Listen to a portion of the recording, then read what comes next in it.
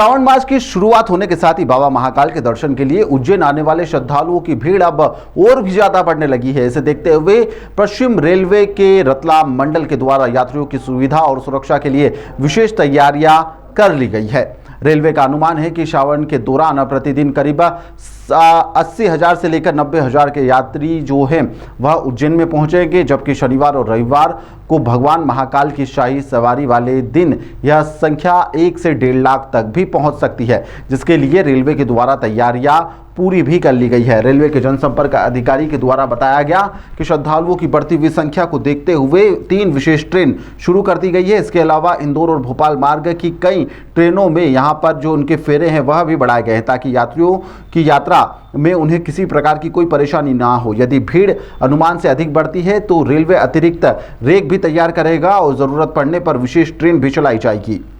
पश्चिम rail Ratlam मंडल द्वारा उज्जैन में जो श्रावण मास में जो भीड़ आती है यात्रियों की, उसको सुविधा देने के लिए मंडल द्वारा कुछ अतिरिक्त सुविधाएं उपलब्ध करवाई गई है, जिसमें स्पेशल ट्रेन हो या आपका टिकट काउंटर हो, सभी में विस्तार किया गया है, बढ़ाया गया है। अभी हाल ही में 3 ट्रेनों का चालू किया गया है जो उज्जैन से भोपाल तक चल रही है स्पेशल रूट में। उसके साथ ही इंदौर से भी जो 5 ट्रेनें रतलाम होकर उज्जैन होकर चलती है, उसके भी फेरे अभी बढ़ाए गए हैं।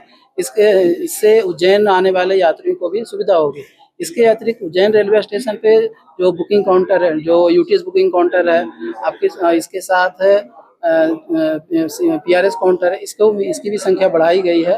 एक जो आपका पीआरएस ऑफिस, उसमें भी एक अतिरिक्त काउंटर खोला गया, जिसपे रिजर्वेशन के साथ ही अनारक्षित टिकट भी आपको मिल पाएगा।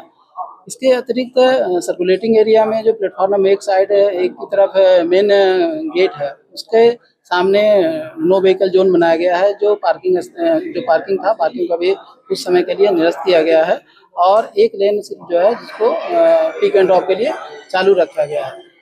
जब सोमवार की सवारी आती है तो क्या उस दिन विशेष प्रकार से क्या ट्रेनों का आवाजाही होगी? देखिए, अभी तो ये मान के चलिए कि लगभग 5-7 ट्रेनें तो स्पेशल रूट में चली रही है और रेलवे इस तरह की प्लानिंग रखी है कि अगर भीड़ ज़्यादा रहती है तो हमारे पास रेक रेडी रहेगा और भीड़ को देखते हुए रेक को प्रचालन किया जाएगा। एडवांस बुकिंग की बात करें तो अभी तक कितनी श्रावण मास में एडवांस बुकिंग आ चुकी है देश भर से?